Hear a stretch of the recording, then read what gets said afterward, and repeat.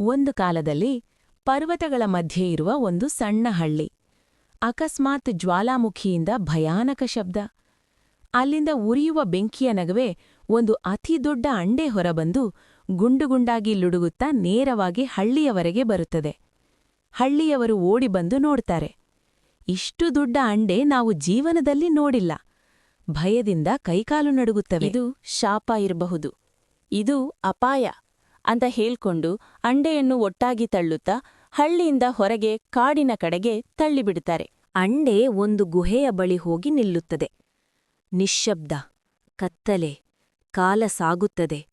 ಕೆಲವು ದಿನಗಳ ನಂತರ ಒಂದು ಸಣ್ಣ ಶಬ್ದ, ಚಿರ್ ಚಿರ್. ಅಂಡೆ ಒಡೆದು ಅದರೊಳಗಿಂದ ಹೊರಬರುತ್ತದೆ ಒಂದು ಬೇಬಿ ಫೀನಿಕ್ಸ್ ಪಕ್ಷಿ. ಬೆಂಕಿಯಂತೆ ಹೊಳೆಯುವ ರೆಕ್ಕೆಗಳು, ಆದರೂ ಕಣ್ಣುಗಳಲ್ಲಿ ಮಾಸು. ಹಳ್ಳಿಯಲ್ಲಿ ಏಕಾಏಕಿ ಭಯಾನಕ ಚಳಿ ಶುರುವಾಗುತ್ತದೆ. ಹಿಮಪಾತ.